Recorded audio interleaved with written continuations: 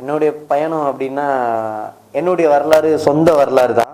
நான் வந்து அரசியலுக்கு வரணும் அப்படின்றது வந்து மக்களால் தேர்ந்தெடுக்கப்பட்டால் மட்டும்தான் வருவேன். என்னுடைய நோக்கம் வந்து எல்லாரும் நானும் ஒன்றா அப்படி தான் பயணிச்சிட்டு இருக்கேன். என்னை பொறுத்தளவுக்கு வந்து நானும் நல்லா இருக்கணும், எல்லாரும் நல்லா இருக்கணும் என்னுடைய நோக்கம். நான் எந்த வழியில் வந்தனோ அந்த வழியில் கடைசி வரைக்கும் பயணிப்பேன். இப்போ வந்து தொடர்ச்சியா ஒவ்வொருத்தரும் சில உதவிகள் பண்ணிட்டு உடனடியாக கட்சி ஆரம்பிக்கிறது, தேர்தலை சந்திக்கிறது, இப்படி நிறைய பிரமுகர்கள் இருக்காங்க. நீங்க அடுத்த கட்டமா என்ன முடிவு எடுத்துருக்கீங்க? உங்களுடைய நிலைப்பாடு என்ன? எல்லாருடைய மக்களுடைய கோரிக்கை எல்லாத்தையும் சரி பண்ணிட்டு அடுத்த அவங்க முடிவு பண்ணி அவங்க அரசியலுக்கு என்னை வரணும் அப்படின்னு நினைச்சா நான் கண்டிப்பா அரசியலுக்கு வருவேன். இப்போ வந்து குமார் தேவர் அப்படிங்கிறது ஒரு சமூகம் சார்ந்த ஒரு பெயரா இருக்கு. உங்களுடைய பயணமும் அதை சார்ந்துதான் இருக்குமா இல்லை சமத்துவமாக இருக்குமா? அது வந்து குமார் தேவர்ன்றது ஒரு அடையாளம். நான் வந்து ஒரு சமத்துவ நாயகன்றது மக்களால் எல்லாரும் தேர்ந்தெடுக்கப்பட்டது. நானா சொல்லலை, சமத்துவ நாயகன்றது. என்னுடைய ஆபீஸ் பார்த்துட்டீங்கன்னா எண்ணற்ற சாதி சமத்துவ நாயகனா நிறைய பார்த்துருப்பீங்க. எல்லா சாதி அதெல்லாம் அடையாளமா உங்கள்கிட்ட காட்டணும்னா நிறைய காட்டுவேன். எல்லா சமுதாயமுமே நேசிக்கக்கூடியவன் தான் டாக்டர் எழிலூரன் குமார் தேவர். தேவர்ன்றது வந்து ஒரு அடையாளம். என்னுடைய எண்ணம், என்னுடைய கோணம், என்னுடைய கேரக்டர் எல்லாமே மாற்றினது, எல்லாமே மக்களால் மாற்றினது. என்னைய நானா மாறிக்கிட்டேன்னு சொல்லிட்டு இது பண்றதுலாம் இல்லை. இது நான் மாறி நான் எப்படி இருக்கேன்றதை மக்கள் முதல்ல புரிஞ்சுக்கணும்ல. நானா சமத்துவ நாயகன், சமத்துவ நாயகன் சொல்றது சும்மா சாதாரணமா சொல்ல முடியாதுங்க. அது அந்த பேர் மக்கள் சொல்லி தான் அந்த நான் உங்ககிட்ட சமத்துவ நாயகன் சொல்லிட்டு இருக்கேன். அடுத்த இலக்கு வந்து எல்லா மக்களும் சந்தோஷமா இருக்கணும். அவங்க என்னை அந்த லக்குக்கு கொண்டு போவாங்க. நான் அடுத்த லக்குக்கு போவேன்றதை யோசிக்கிறதோட மக்கள் வந்து என்னை அடுத்த இடத்துக்கு கொண்டு போறதுக்கு என்ன யோசிச்சு டிசைட் பண்றாங்களோ அதை நான் பயணிப்பேன். பொதுவாகவே வந்து கல்வி, மருத்துவம் இதுதான் வந்து நீங்க உதவி பண்ணிட்டு இருக்கிறீங்க. அதுக்கு நாங்கள் பார்க்கிறோம். அதுதான் அதோட அடுத்த பரிணாமம் என்னவாக இருக்கும்? பொதுவாக நான் வந்து எண்ணற்ற பசங்க பொண்ணுங்கள்லாம் படிக்க வச்சுட்டு இருக்கேன். வலைதளத்தில் வந்து பொண்ணுங்களுக்கு படிக்க வைக்கிறதுலாம் நான் பொண்ணுங்களை வந்து வலைதளத்தில் போட விரும்பலை. நிறைய ஹாஸ்பிட்டலு அதுக்கு இதெல்லாம் உதவி செஞ்சுட்டு இருக்கேன் நிறைய. இவங்களுடைய ஆசீர்வாதம், மக்களுடைய ஆசீர்வாதத்தில் நான் நல்லா இருக்கேன். அவ்வளோதான். எனக்கு வந்து எந்த ஒரு பின்னணியும் யாரும் எதிர்பார்த்து நான் எதுவுமே செய்யலை. என்னுடைய நோக்கம் மக்களுடைய நோக்கம் தான்.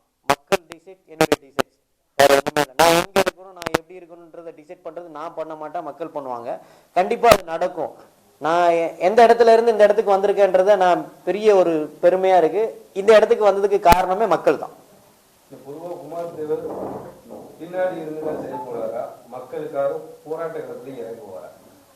நான் என்னுடைய இது வந்து மக்களுக்காக முதல்ல குரல் கொடுக்கறது நானா தான் இருப்பேன். மக்களுக்கு ஒரு பிரச்சனைனாலும் முதல்ல நானா தான் இருப்பேன். அவங்களுக்கு என்ன தேவையா இருந்தாலும் முதல்ல நானா இருப்பேன். என்னுடைய தேவைக்காக யாரையும் யூஸ் பண்ண மாட்டேன். அது எல்லாத்துக்குமே தெரியும். தலைவர்கள், பேர் வாங்க தலைவர்கள், மிரட்டல், கொலை மிரட்டல், கொலை தாக்குதல் நிறைய நடக்குது. உங்களுக்கு அதே மாதிரி பல நீங்க சமூகத்துல ஒரு நல்லது பண்ணும்போது உங்களுக்கு அது மாதிரி ஏதாவது கிடைச்சிருக்குல்ல? மேக்சிமம் 100க்கு 95% அப்படி வராது. என்னுடைய குணம் வந்து ஒரு மாதிரி இருந்தா கூட அவங்க என்ன பேசணுன்ற எண்ணங்கள் வராது. ஏன்னா அதுக்கு ஈக்குவலா நான் நடந்துக்கிற மாட்டேன். நான் எப்போதுமே ஒரு எல்லார் வீட்டுக்கு ஒருத்தனா இருக்கும் போது எல்லா குடும்பத்தையும் நேசிக்கிறதுனால அந்த மாதிரி கொலை மிரட்டல் கிரட்டல் அப்படிலாம் மேக்சிமம் 95% வராது. ஒருவேளை எனக்கு தெரியாம வேணா இருக்கலாம். என்னுடைய வளர்ச்சி பிடிக்காம 1-2 பேர் இருப்பாங்களா, எல்லாருமே கரெக்டா இருப்பாங்கன்னு சொல்ல முடியாது. 1-2 பேர் இருப்பாங்க.